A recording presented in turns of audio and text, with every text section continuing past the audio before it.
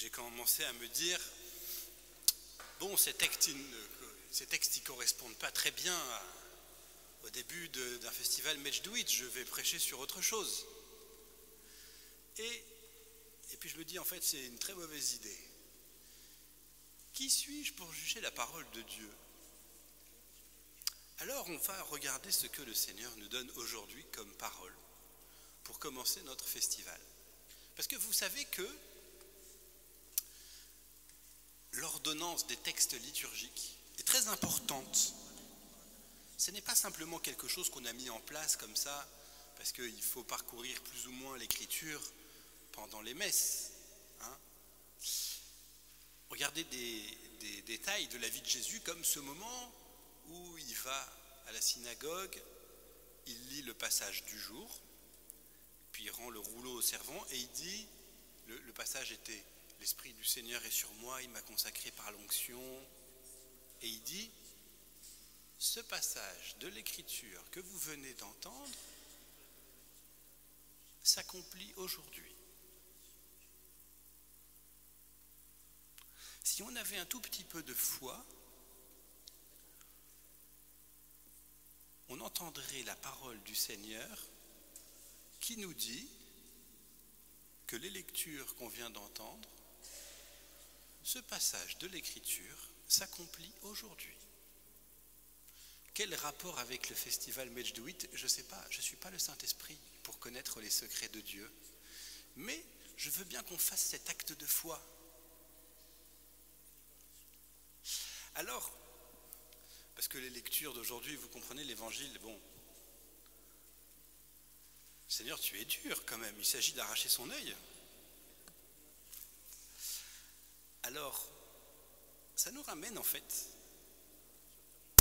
à un élément très important de la vie chrétienne qui a été préparé en fait dans la première lecture où nous avons entendu cette phrase de saint Paul.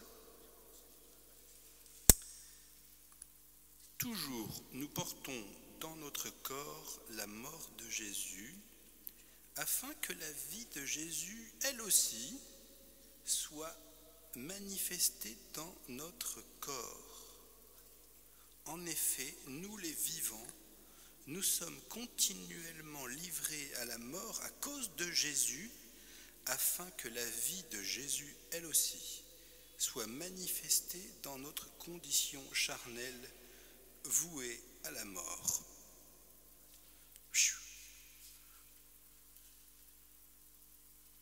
Je relis. Fait partie de ces passages de l'Écriture qu'en fait, il serait bien que nous connaissions par cœur. Corinthiens 4, 8. Toujours, nous portons dans notre corps la mort de Jésus, afin que la vie de Jésus, elle aussi, soit manifestée dans notre corps. En effet, nous les vivants, nous sommes continuellement livrés à la mort à cause de Jésus, afin que la vie de Jésus, elle aussi, soit manifestée dans notre condition charnelle vouée à la mort. Tout à l'heure, il va y avoir une vénération de la croix. La croix du Christ, qu'est-ce que c'est? La croix du Christ, c'est la porte de notre salut. Dans son corps à lui, le péché du monde est mort. Et saint Paul nous dit que nous devons porter cette mort de Jésus dans notre corps. Pour que dans notre corps se manifeste quoi? La vie de Jésus.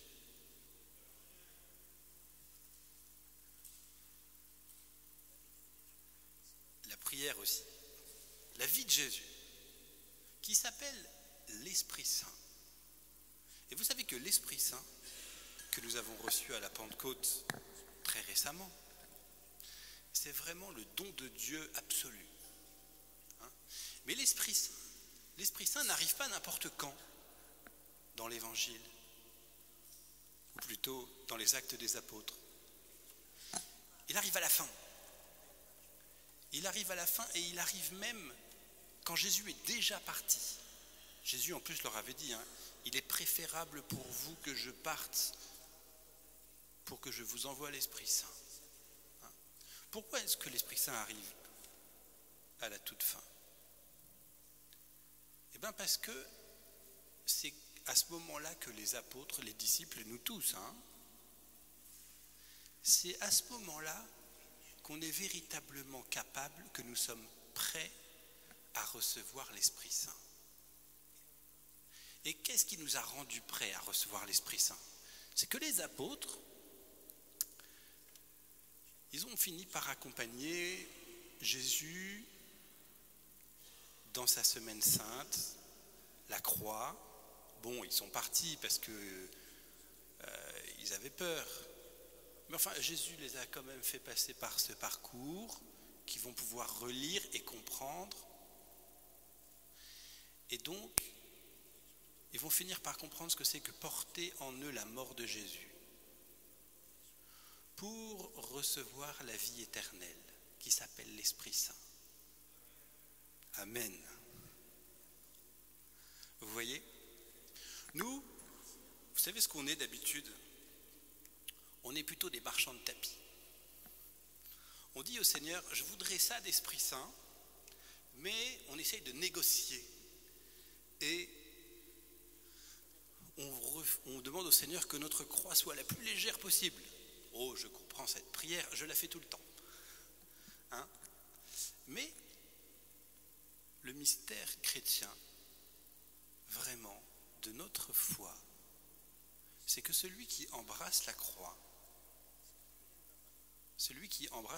à la manière que saint Paul l'explique, porter dans sa chair la mort de Jésus, c'est-à-dire mourir au péché, et apprendre à vivre non plus pour soi-même, mais pour Dieu, celui-là recevra le cadeau. Et ce cadeau, c'est l'Esprit Saint. Et l'Esprit Saint, il fait tout. La vie éternelle, pour nous éclairer, pour mettre la vie en nous, pour que nous comprenions aussi l'histoire, la vie que le Seigneur donne à chacun, et l'accueillir aussi avec foi. L'Esprit Saint, c'est le cadeau. Si j'embrasse la croix du Seigneur dans ma propre vie, dans mon propre cœur, cette croix va devenir glorieuse. Ça veut dire qu'elle va devenir pour moi une porte dans laquelle Dieu a choisi un rendez-vous avec moi. Un rendez-vous. Il me donne la main. Et là, il y a la vie éternelle qui vient. Vous voyez? Entrer dans la vie, c'est ça. Vous savez que Marie était présente au pied de la croix. Et elle s'entend dire par Jésus, au sujet de Jean, « Voici ton fils ». Et à Jean, il dit, « Voici ta mère ». Et ces deux-là, ils sont liés par un lien de maternité où la vie de Dieu va se donner. Cette vie, c'est l'Esprit Saint. Où est-ce qu'il a été découvert?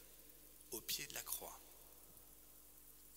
Vous voyez, Marie, elle nous apprend à entrer dans la vie, mais la vraie vie.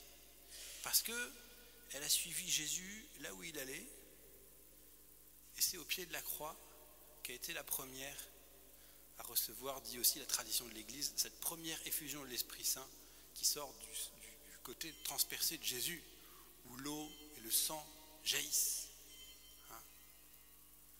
Et c'est très important pour nous, parce que ça nous montre un peu la nature, la forme de l'Esprit Saint. Alors tout à l'heure, nous allons avoir cette veillée avec cette thématique de la croix, qui est l'occasion pour nous de vivre vraiment cette parole. Toujours nous portons dans notre corps la mort de Jésus, afin que la vie de Jésus, elle aussi, soit manifestée dans notre corps. En effet, nous, les vivants, nous sommes continuellement livrés à la mort à cause de Jésus, afin que la vie de Jésus, elle aussi, soit manifestée dans notre condition charnelle vouée à la mort. Petit rappel du caté, première chose qu'on nous a appris à faire au caté, c'est un signe de croix. nom du Père, du Fils et du Saint-Esprit. Amen. Oh, comme on fait d'habitude ce signe de croix mécaniquement. Mais il est très signifiant, parce que précisément, je suis en train de tracer sur mon corps la croix de Jésus qui me fait entrer dans la vie de Dieu, la Trinité. Et le signe de croix, il ne faut pas le faire à la va-vite. D'ailleurs, la Vierge à l'île Bouchard avait expliqué aux voyants comment bien faire le signe de croix. Si on voit la voyante dans la petite vidéo que peut-être vous connaissez, expliquer comment on doit faire le signe de croix, ça prend 5 minutes. Parce que, en fait, le signe de croix, c'est un bon résumé de cette réalité de la foi que saint Paul vient d'expliquer et qu'on va vivre ce soir aussi dans la veillée. Voilà. Amen.